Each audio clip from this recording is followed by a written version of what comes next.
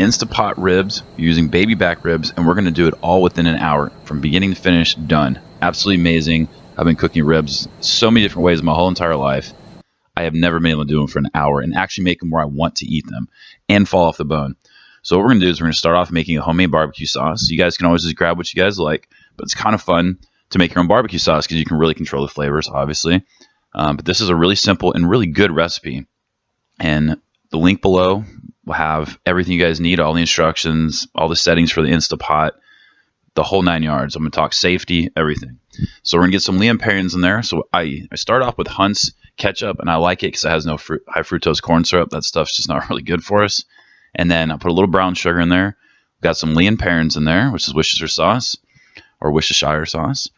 And we're going to get some honey Dijon. You can use any kind of mustard you guys like. And of course, if any of these ingredients you guys don't like, just move them out. But these are big, strong flavors. That's what we want in a barbecue sauce. And here's the secret ingredient, guys, wasabi. Wasabi is so cool. It has heat, but it doesn't stay in your tongue like peppers do. Peppers have capsaicin, which is an oil. It gets in your tongue, and that's why when you eat something hot, it stays hot for so long. But not with wasabi. It's there and gone. It's like horseradish, but Japanese style. Get some hot sauce in there. This is a real preference, real personal.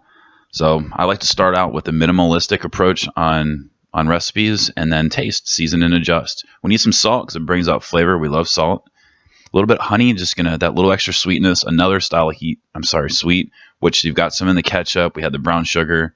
It's just balancing out flavors, having 3 different styles of sweet instead of like one big sweet bomb. And probably the most important ingredient was right there, the apple cider vinegar. That little bit of acidity balances out once again. So we get a sweet and tangy barbecue sauce, which is very Texas style. We're not super barbecue saucers, but we do like the sweet and tangy, and that little bit of heat, real important. So let's talk about the ribs. I went with baby back ribs. I like them. They're a little bit sweeter, and they're very tender. One thing to look at is how thick your ribs are, because all ribs aren't going to be the same size. And we'll talk about in a moment how to adjust your Instapot cooking for that very thing. But overlook your ribs. I like a meaty rib. I think most people do. You want a little bit of fat on the top. Be sure to, once you pull them out of the pack, rinse them under water and dry them off. Real important. And we're going to start with some honey. Now, classically, you use some honey or mustard to help your dry rub, your seasoning stick. For me, I don't like the mustard. I think it does affect the flavor. Some people think this doesn't do anything to the flavor. I would strongly disagree with them. But for me, it's honey. If it's mustard for you, go for it. But those are the 2 really mainstream popular ones there. And we're going to start doing some dry rub. Now, I've got an offer for you guys. I'm going to have a link below for my newsletter. If you guys subscribe, the next newsletter I put out, I'm actually going to give away my real dry rub recipe, something I've never done, and I swore I'd never do. But I had the idea. You guys that are my followers and those that are hanging out, I'm going to hook you guys up because it's a really good one. It's taken me probably 25 years to build it. So if you guys sent my newsletter, you're going to be getting it in the next one. So what we're going to do here is we're going to get a good amount of the dry rub in there, and then we're going to allow the ribs to sit out for, I'd say, minimum of 10 minutes. And you don't have to put them in the refrigerator, but you can if you like. What that's going to do is allow the seasoning to actually get into the meat, because we're going to put it in the Instapot. Instapot's going to have liquid in it. So this is our chance to cure the meat, you might say. It's going to get that seasoning in there. So don't skip that, please. All right, our settings and our seasoning. Let's get our Instapot ready. Super awesome ingredient. Apple juice and apple and pork are really good friends, so it makes good sense. So we're going to put concentrated orange juice in there. That's 1 tablespoon of the dry rub, exactly the same. And then we're going to place those in there and curl them around. If you guys did want to do that, you could cut the ribs in half. A little bit easier maybe for some whenever the ribs are cooked. This is going to be 8 cups of water. Pretty much what we're doing is put enough water to almost cover the ribs. I've tried this before with less water, and it turns out better with the more water. It's just a more moist cooking process. So secure your lid. Very important. Make sure that this is on the sealing side. There's only 2. There's venting, and then there's sealing. And then our settings. We're going to do meat and stew, which is a pressure cooker setting. And you'll see right there it's on high pressure. We're on normal pressure. There's 3 different pressure settings.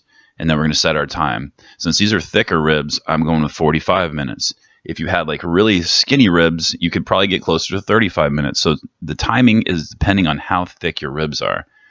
So When it's done, you'll see that it'll count down, and then it's going to show you this L000. That's after it's done. Sometimes when you cook the product in the Instapot, you don't want to just release the pressure instantly. Sometimes you want to let it sit in the heat a little bit, and that's what that timer does. So you can be very precise with your recipe.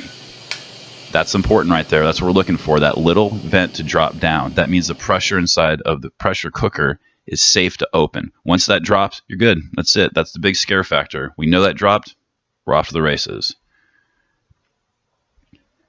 So we've got some ribs here.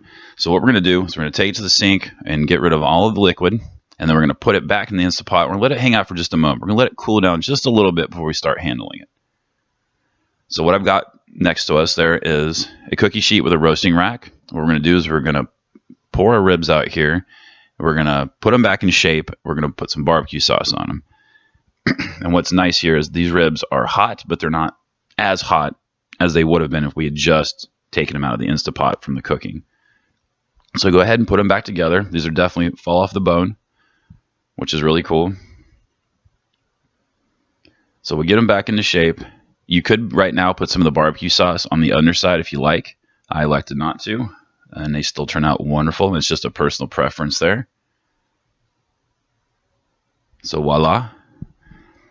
And our homemade barbecue sauce.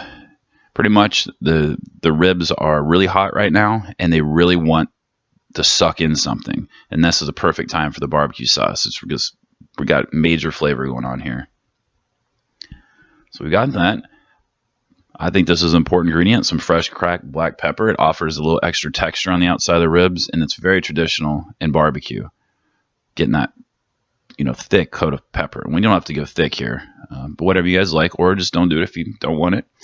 And we're going to go into the oven under the broiler. It's about 3 to 5 minutes. It depends on how your oven is set up. I suggest making sure that the upper rack isn't too close to the broiler. And look what we got, guys. We did this in our oven, in our house, with an Instapot, a device that costs under $100 and can do a zillion things. Under an hour, guys. Like, talk about coming home from work and just throwing some stuff in the Instapot. So cool. I'm so excited. Definitely fall off the bone, under an hour. So here's the extra part here. I've got a sales website. So I've got a link here I'm going to put below for an Instapot. You guys come check me out. Please go ahead and subscribe to our YouTube channel.